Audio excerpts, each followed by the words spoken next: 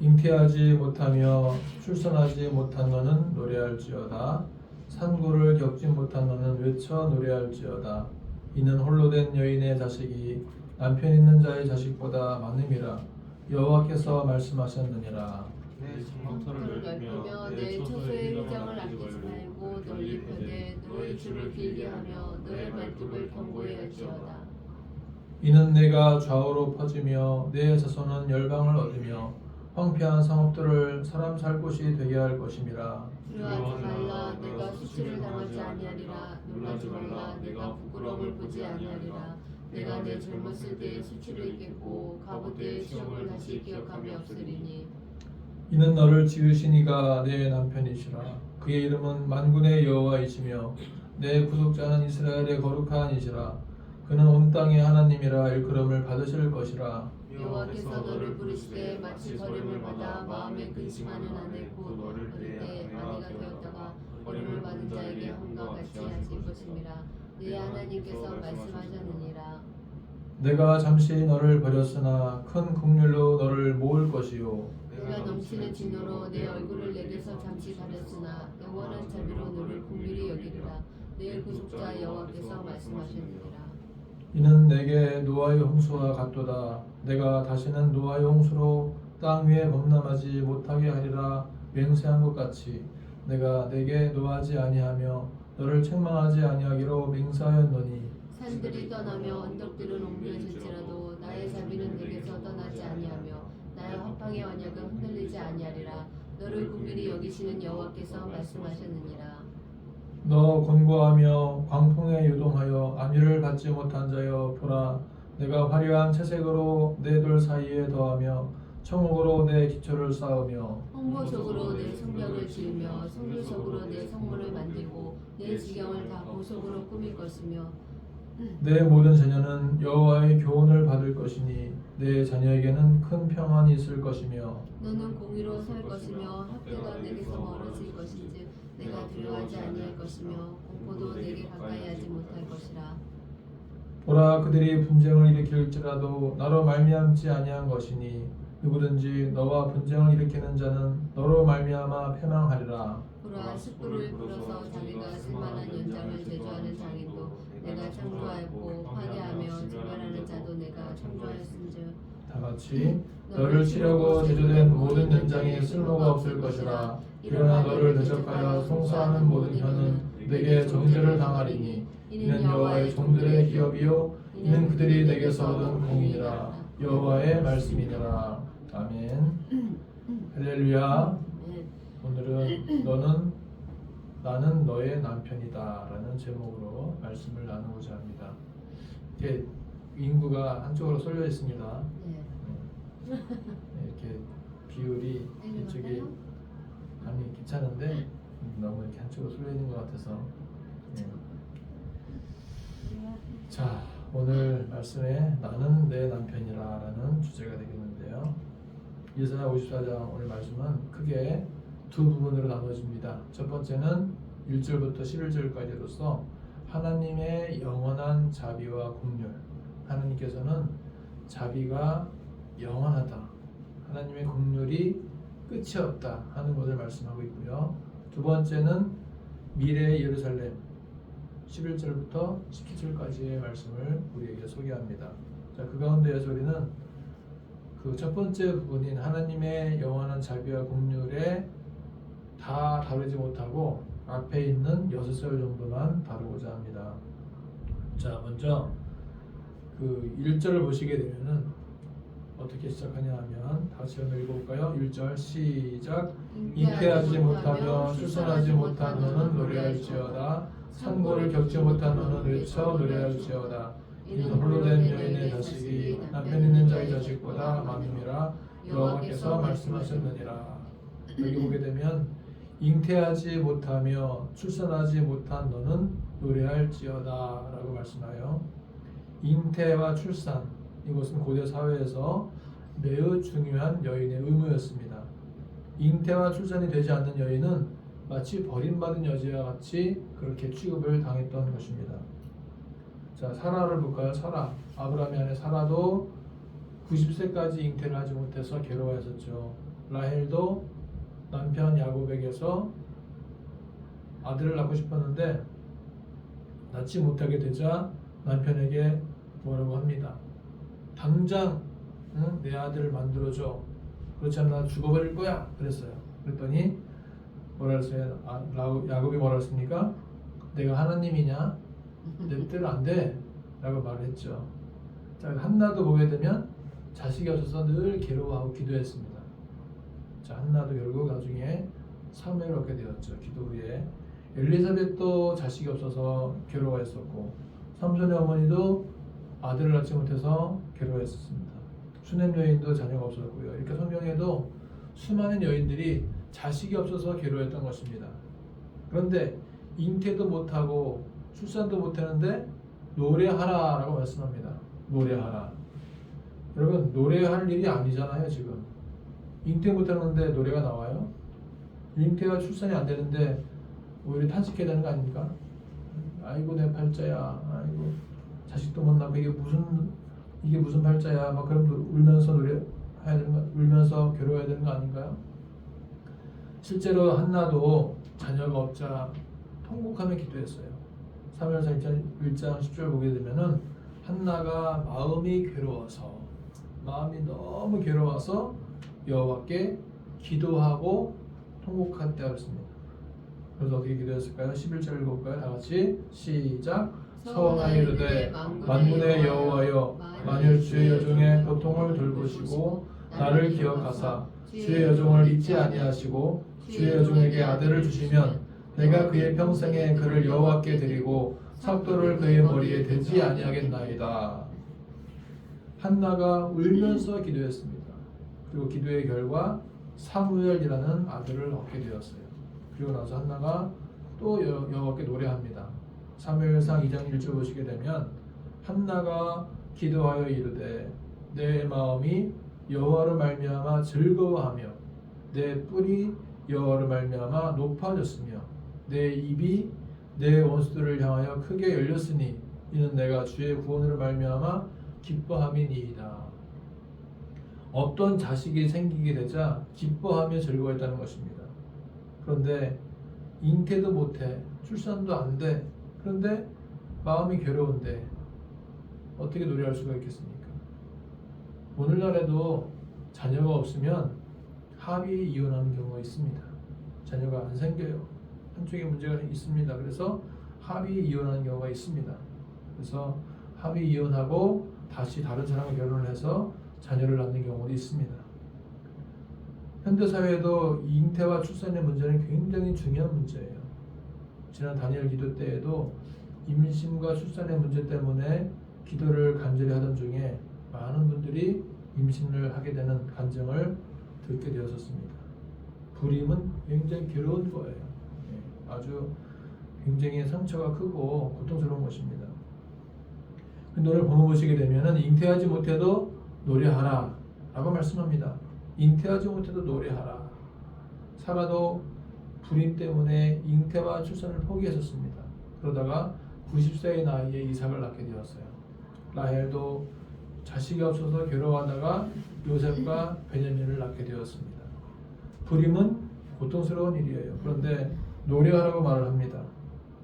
산고를 겪지 못한 너는 외쳐 노래할지어다. 잉태와 출산의 고통을 겪지 못한 자도 외쳐서 노래하라라고 말씀합니다. 성경은 이렇게 현실적인 우리의 상황과 반대되는 일이 많이 있습니다. 기쁜데 조심하라고 말을 하고 괴로운데 기뻐하라고 말을 합니다. 왜 성경은 반대로 말을 하는 경우가 많을까요? 왜 반대로 말을 할까요? 성경에서는 교만한 자에게 겸손하라고 말씀하시고 오른뺨을 치면 왼뺨도 돌려대라고 말씀합니다. 왜 성경은 현실과 반대로 말을 할까요? 혼인집에 가는 것보다 장례식장에 가는 것이 더 낫다고 말씀합니다. 그 이유가 무엇일까? 왜 성경은 자꾸 우리의 현실과 동떨어지게 반대로 얘기할까? 왜 그럴까요? 공부를 못하면 막 같이 안타까워야 되는데 야 공부가 전부가 아니야. 적당히 하면 돼. 그러잖아요. 네? 그 왜 그럴까요? 왜 그렇게 얘기할까요? 이상과 현실이 다르기 때문에 그럴까? 근데 성경적인 사고를 보게 되면 삶과 죽음, 기쁨과 슬픔의 문제들을 영혼의 관점에서 보기 때문에 그렇다는 것입니다. 영혼의 관점. 한순간이 아니라 영혼의 관점. 아멘. 그 영혼의 관점으로 보다 보니까 지금 이 순간의 슬픔이나 고통은 아무것도 아닌 거죠. 아멘. 사람은 엄청 막 싸우다가도 금방 화해하고 웃고 굉장히 분노하다가도 또 금방 맛있는 거 먹으면 기분 좋아져서 또 막 히히덕거리고 그렇지 않습니까? 사람이 감정이 그렇다는. 그러니까 영혼의 관점에서 보다 보면은 지금의 잠깐의 고통과 기쁨과 슬픔과 여러 가지 모습들은 별거 아니라는 거죠. 고통과 행복의 문제는 사실 종이 한 장 차이예요. 부유함과 가난한 엄청 부유하게 살다가 폭삭 망했어요. 막 이제 월세방으로 옮겨가고 겨우겨우 살아가. 그것도 아무것도 아닌 거예요. 그게 인생에 무슨 큰 문제가 생기고 그런 게 아니라는 거죠. 성공과 실패, 종이 한 장 차이에 불과하다는 거예요. 그래서 잉태가 출산을 못했는데도 노래하라. 그렇게 말씀하잖아요. 근데 왜 그런가 들어봤더니 이렇게 말씀합니다. 홀로 된 여인의 자식이 남편 있는 자의 자식보다 많음이라. 여러분 이게 무슨 뜻일까요? 홀로 된 여인의 자식이 남편 있는 자의 자식보다 많음이라. 자, 홀로 된 여인은 누굽니까? 과부나 불임의 여인을 말하죠. 이런 여인의 자식이 남편이 있는 자의 자식보다도 많다라고 말씀합니다. 이 의미는 무엇이냐면 예수께서 이 땅에 오심으로써 세상의 수많은 믿는 자들이 하나님의 자녀가 된다는 뜻입니다. 나도 믿지 않는 가정에서 태어났어요. 우리 부모님은 믿지 않는 분이었습니다. 그런데 서울에 이사 와서 살다가 초등학교 때 또 사촌의 전도로 또 어머님도 이모님의 전도로 교회를 나가기 시작하게 되었고 중학교 때 열심히 나가게 되었고 수요 예배, 금요기도에 다 나가면서 하나님을 믿게 되었고 성장해서 이제 장성해서 믿음의 자녀들을 낳게 되었다는 것입니다. 자녀들은 여러분들이 이제 나중에 성장해서 믿음의 배우자와 결혼하게 되면 또 믿음의 자녀들을 낳는 것입니다. 이렇게 자손들이 하늘의 별처럼 많아질 것입니다. 그러므로 1절은 복음 전파로 인해서 또는 믿는 자들의 출산으로 인해서 믿는 자들이 많아지고 있음을 노래하라는 것입니다. 갈라디아서 4장 27절 보시게 되면 이렇게 말씀하죠. 같이 읽어볼까요? 시작. 기록된 바 잉태하지 못한 자여 즐거워하라. 산고를 모르는 자여 소리질러 외치라. 이는 홀로 사는 자의 자녀가 남편 있는 자의 자녀보다 많음이라 하였으니 형제들아 너희는 이삭과 같이 약속의 자녀라. 그러나 그때 육체를 따라한 자가 성령을 따라한 자를 박해한 것 같이 이제도 그러하도다. 그러나 성경이 무엇을 말하느냐? 여종과 그 아들을 내쫓으라. 여종의 아들이 자유있는 여자의 아들과 더불어 유혹을 받지 못하리라 하였느니라. 그런즉 형제들아 우리는 여종의 자녀가 아니요 자유있는 여자의 자녀니라. 하갈과 사라를 비교하는 거죠. 하갈이 아브라함의 첩이었는데 이스마엘을 낳았어요. 그리고 나서 하갈이 사라를 무시하고 사라를 막 구박합니다. 그때 사라가 정분이었기 때문에 나중에 울면서 기도하는 중에 이삭을 얻게 되었죠. 그래서 나중에 사라가 이 하갈을 내쫓게 됩니다. 13년 만에 사라가 이삭을 낳게 되어서 그 구박하던 하갈을 내쫓아버리게 되는 거죠. 그리고 나서 사라의 자손들 가운데에서 이삭이 태어나고 이삭의 후손 가운데 야곱이 태어나고 야곱의 12아들을 통해서 이스라엘이 형성되게 되었다는 것입니다. 자, 오늘 말씀 첫 번째 결론은 무엇이냐? 잉태하지 못하고 고통 중에 있는 자, 출산하지 못하는 자가 고난 중에 있는 자가 노래하고 즐거워하라 라고 말씀합니다. 왜 그럴까요? 여호와가 우리의 남편 되시기 때문이다라는 것입니다. 하나님을 믿는 자는 하나님이 우리의 남편 되어 주시는 거예요. 이사야 54장 5절 보시게 되면 이는 너를 지으신 이가 내 남편이시라 그랬습니다. 우리는 믿음의 자녀이고 다음 세대에 믿음의 유산을 넘겨줄 것입니다. 믿음의 사람들이 점점 많아지도록 기도해야 될 것입니다. 그래서 홀로 된 여인의 자식이 남편 있는 자의 자식보다 많다라는 말이 이런 말인 것입니다.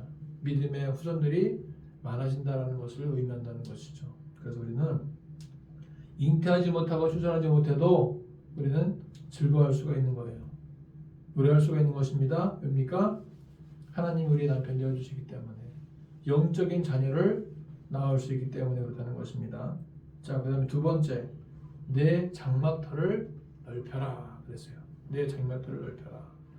자, 2절 읽을까? 2절 다 같이 시작. 내 장막터를 넓히며 내 처소의 휘장을 아끼지 말고 널리 펴되 너의 주를 즐겨하며 너의 말뚝을 견고히 할지어다. 자, 내 장막터를 넓혀라 라고 하는 말을 가만히 보게 되면 이 말씀은 조그마한 개척교회들에게 하시는 희망과 용기를 주는 말씀 같아요. 장막터를 넓힌다는 말은 마치 예배당을 넓힌다는 말로 이해할 수가 있습니다.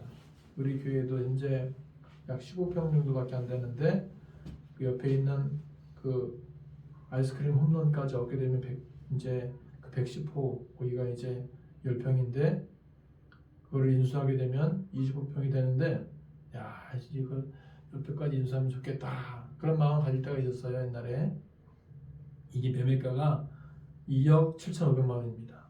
이 108호, 109호, 110호까지 2억 7,500만 원. 놀라지도 않네. 놀랐어요? 이 조그만 게 2억 7,500이래요. 글쎄 이거를 우리 교회가 딱 인수하면 좋겠다 싶었는데 수업 중이래요. 근데 이제 자 어떤 분은 그 2절의 말씀을 외형의 확장보다는 숫자의 증가로 해석하기도 합니다. 숫자의 증가. 그러니까 6명이 12명이 되고 12명이 24명이 되고 24명이 48명이 되고 이렇게 숫자의 증가로 해석을 한다는 것입니다. 공간의 확장이 아닌 인구의 확장으로 보는 것입니다. 그런데 예배당 공간의 확장도 의미가 있다고 봅니다. 그래서 처소의 휘장을 아끼지 말고 널리 펴되 너의 줄을 길게 하며 너의 말뚝을 견고히 할지어다 그랬어요. 그래서 예배당의 공간이 어느 정도인가 하는 것은 그곳을 채워나가는 숫자와 어느 정도 비례한다고 볼 수가 있습니다. 여러분 100명을 채울 수 있는 공간에는 100명까지 들어올 수 있잖아요. 천석으로 만들어진 예배당에는 900명 이상 채울 수가 있는 거예요. 50명을 채울 수 있는 공간에는 50명을 넘을 수가 없습니다. 그런 의미에서 장막터를 넓히는 것은 공간의 확보와도 연결돼서 올 수가 있다는 것입니다. 한편 우리가 잉태하지 못하고 출산하지 못하는 자에 대해서는 바벨론 포로 시대에 그 숫자가 적었던 이스라엘의 남은 자를 의미한다고 보기도 합니다. 이절은 나중에 이방인이 주께로 돌아옴으로써 더 많아지게 되었습니다. 영적인 자녀가 많아지게 되었던 것입니다. 그러므로 노래하고 외쳐 노래해도 된다는 거죠. 그러므로 장막터를 넓혀야 한다는 것입니다. 두 가지 의미가 같이 있는 거죠. 외적인 확장, 겉으로 드러나는 공간적인 확장과 또 숫자적인 부흥, 그거를 같이 말씀한다는 것입니다. 다시 3절 말씀 읽어보겠습니다. 시작. 이는 내가 좌우로 퍼지며 내 자손은 열방을 얻으며 황폐한 성읍들을 사람 살 곳이 되게 할 것입니다. 자, 좌우로 퍼지며 이것은 동서남북 그 어느 방향을 가리킬 것 없이 폭발적으로 퍼지는 것을 가리키는 것입니다. 좌우로 퍼지는 거죠. 좌측으로도 퍼지고 우로도 퍼지고 넓어지는 거죠. 퍼지며라는 말 자체가 파라체라는 이 히브리어인데 그 원문적인 의미는 뭐냐면 터지듯 번성하며 풍성이 팡 터지듯이 번성하며 라는 뜻이 있는 거죠. 그래서 영토의 확장, 그래서 단순한 인구의 폭발이 아니라 영적 이스라엘의 증가를 가리킨다고 볼 수가 있는 것입니다. 그래서 2, 3절을 종합해 보게 되면은 뭐냐면 예배당 공간 외형을 확장하는 일과 더불어서 믿음의 백성들을 늘어나게 해야 한다는 두 가지 의미가 함께 있는 거죠. 여러분 교회가 부흥할 때 자 봅시다. 부흥할 때 숫자가 많아지면 공간이 확장될까요? 아니면 공간을 확장시키면 숫자가 많아질까요? 진경아. 숫자가 여기 막 30명, 40명 막 많아지면 공간을 넓혀야 될까요? 아니면 공간을 넓혀놓고 나서 숫자가 많아지길 기다려야 될까요? 뭐가 먼저예요? 뭐가 먼저고 뭐가 더 중요한 것 같아요? 뭐가 더 성경적인 것 같아? 특별히는 사람이 먼저 모어서 많아지면 공간을 늘리는 게 맞는 것 같아요? 우리 요셉이는 사람이 먼저 채워지면 넓히는 거 먼저 같아요? 요한이는 그런 것 같아요? 바울이는 넓혀야 더 채워질 것 같아? 당신은 저도요. 뭐 저도요가 뭐 바울이가 동의한다는 말이야? 네, 일단은 좀 어느 정도 올 수 있는 수용할 수 있는 공간을 좀 확보를 해놓는 것이 좋다고 봅니다. 아 그래요. 근데 이제 성경에서는 이제 두 가지를 같이 말씀하거든요. 그러니까 우리가 보통 이제 야 공간을 크게 해놔야 사람들이 모이는 거야라고 주장하는 사람들이 있어요. 부흥의 비결이다 그게. 아니다. 네가 영적인 능력이 있으면 설교 잘하면 사람들이 모여들 것이고 많아지면 공간 늘리는 거야. 그렇게 얘기하는 사람들이 있단 말이죠. 자, 그런데 이제 성경을 가만히 보게 되면 그 두 가지를 한꺼번에 말씀하고 있다는 거죠. 공간적인 확장과 숫자적인 증가가 뭐가 먼저다, 뭐가 나중이다가 아니라 함께 가야 된다는 거예요. 함께. 숫자도 많아지면 물론 자연스럽게 공간도 넓혀지게 되는 것이고 공간을 넓히게 되면 숫자도 많아질 수 있는 그런 것이 함께 간다고 말씀하는 것이지 이것이 옳고 이것이 먼저고 뭐 저게 나중이고 그런 게 아니라는 거예요. 그러니까 두 가지를 우리는 함께 추구해야 할 필요가 있다는 것입니다. 동시에 추구할 필요가 있는 거죠. 자, 3절 세 번째 하나님의 위로를 말씀하는데요. 자, 오늘 4절 읽어보겠습니다. 다 같이 시작. 두려워하지 말라 내가 수치를 당하지 아니하리라. 놀라지 말라 내가 부끄러움을 보지 아니하리라. 내가 내 젊었을 때의 수치를 잊겠고 과부 때의 치욕을 다시 기억함이 없으리니. 여기 젊었을 때의 수치가 무엇인가? 이스라엘 역사의 시작부터 그 당시에 이르기까지 신실치 못했던 아내와 같았던 이스라엘의 하나님께 대한 반역, 그 역사 전체를 가리켜서 젊었을 때의 수치라고 말하는 것입니다. 그런 젊었을 때의 오류, 젊었을 때의 방황, 젊었을 때의 시행착오, 그 모든 것을 다 잊어버리고 과부 때의 치욕도 다시 기억하지 않고 이제 내가 너를 도와주겠다, 너를 위로해 주겠다, 너에게 긍휼을 베풀어 주겠다.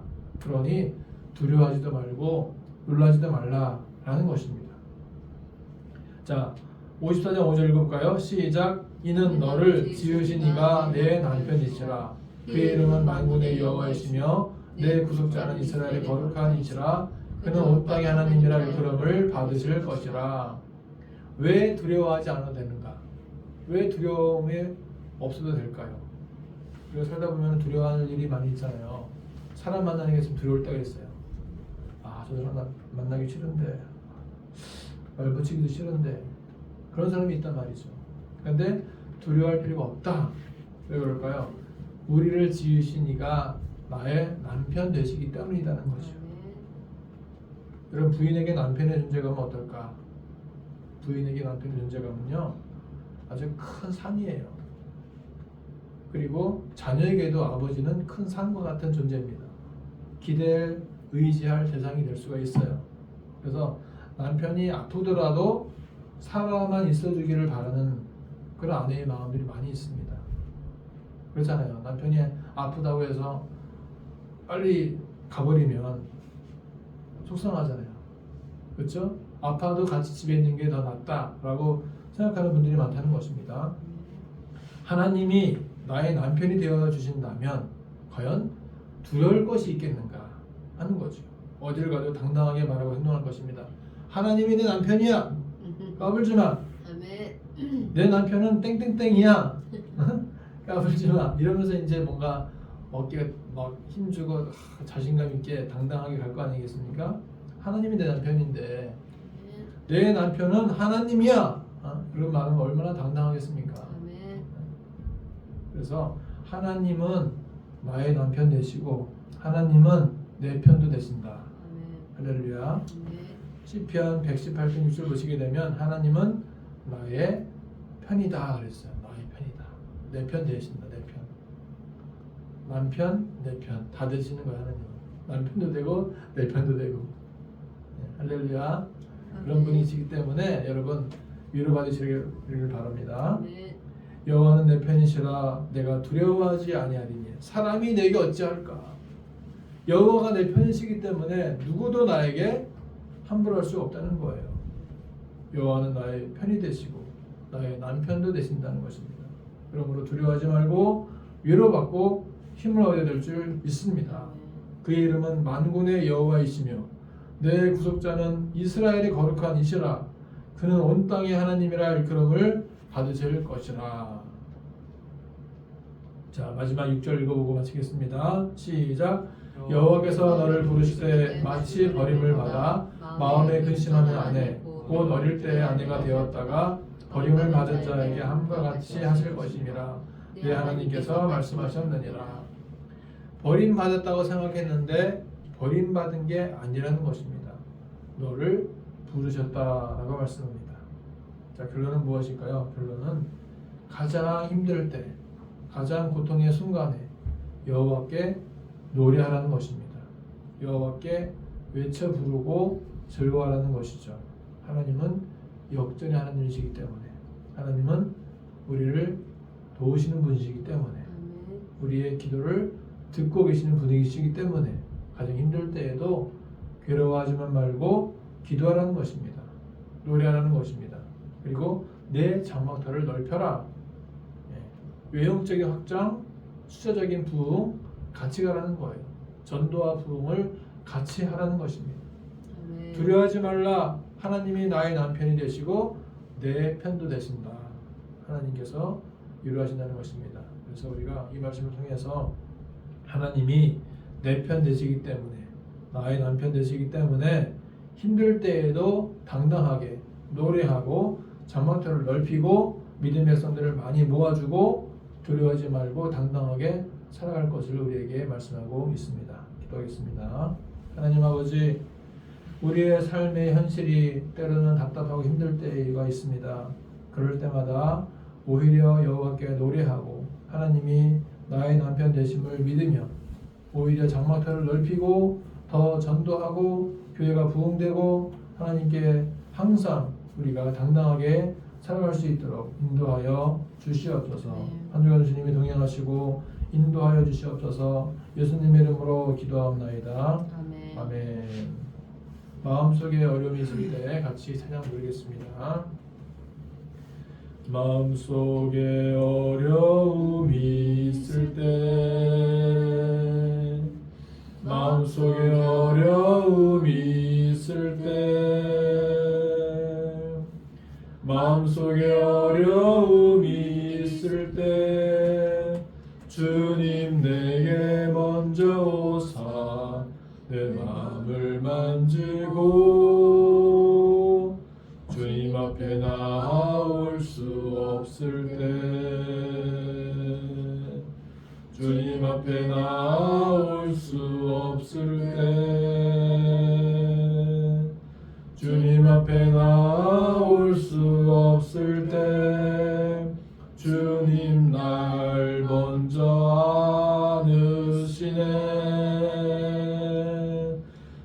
그럼에도 불구하고 날 사랑하시는 내 하나님의 사랑 나의 모든 걸 덮고 그럼에도 불구하고 날 안아주시는 내 하나님을 부를 때 아버지라 부르죠.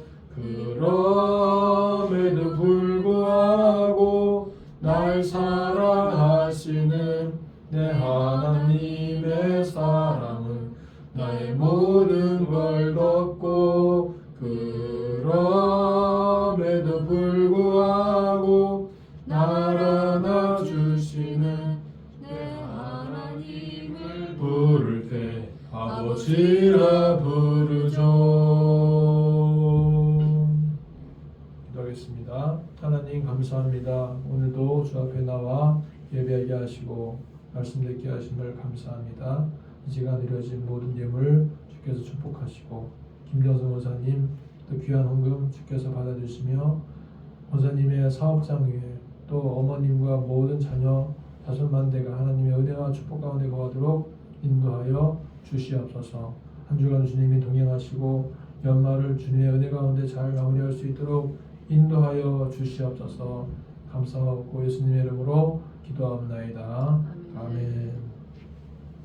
오늘 예배에 나온 여러분들을 환영하고 축복합니다. 사랑하고 축복합니다. 오늘은 구주강님 3번째 주일이 되겠습니다. 성탄절이 곧 한 2주 남았는데 성탄절 때까지 또 열심히 그 말씀도 암송하시고 또 전도도 열심히 하시기 바랍니다. 자, 건빵으로 이웃에게 나누며 전도하시기 바라고요. 12월 암송은 이사야가 되겠습니다. 이번 주에는 이사야 55장부터 61장까지 하루 한 장씩 묵상하시기 바랍니다. 자, 올해 주제 선구 같이 한번 읽어볼까요? 시작. 너희는 먼저 그의 나라와 그의 의를 구하라. 그리하면 이 모든 것을 너희에게 더하시리라. 마태복음 6장 33절 말씀. 아멘. 이사야 1장 18절 시작. 여호와께서 말씀하시되 오라 우리가 서로 변론하자. 너희의 죄가 주용하될지라도 눈과 같이 이어질 것이요 진홍같이 붉을지라도 양털같이 희게 되리라. 이사야 1장 18절 말씀. 이사야 6장 8절 시작. 내가 또 주의 목소리를 들으니 주께서 이르시되 내가 누구를 보내며 누가 우리를 위하여 갈고 하시니 그때 내가 이르되 내가 여기 있나이다 나를 보내소서 하였더니. 이사야 6장 8절 말씀. 자, 색별이 징정이 이사야 7장 14절 시작. 징조를 다시 시작. 주께서 친히 징조를 너희에게 주실 것이라. 보라 처녀가 잉태하여 아들을 낳을 것이요 그 이름을 임마누엘이라 하리라. 다 같이 시작. 주께서 친히 징조를 너희에게 주실 것이라. 보라 처녀가 잉태하여 아들을 낳을 것이요 그 이름을 임마누엘이라 하리라. 이사야 7장 14절. 아멘. 자, 이사야 40장 31절 시작. 오직 여호와를 악망하는 자는 새 힘을 얻으리니 독수리가 날개치며 올라간 같을 것이요 다른 박질하여도 곤비하지 아니하겠고 걸어가도 피곤하지 아니하리로다. 이사야 40장 31절 말씀. 자, 다 같이 일어나셔서 주기도성 부르시고 축도를 마치겠습니다. 네. 하늘에 계신 아버지 이름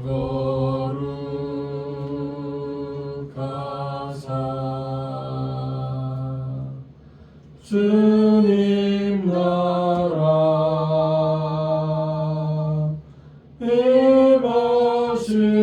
임하시고 뜻이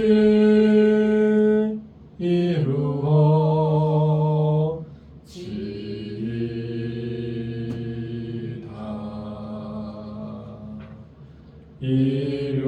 일용할 양식 주시고 우리들의 큰 죄 다 용서하옵시고 또 시험에 들게 마시고 악에서 구원하소서.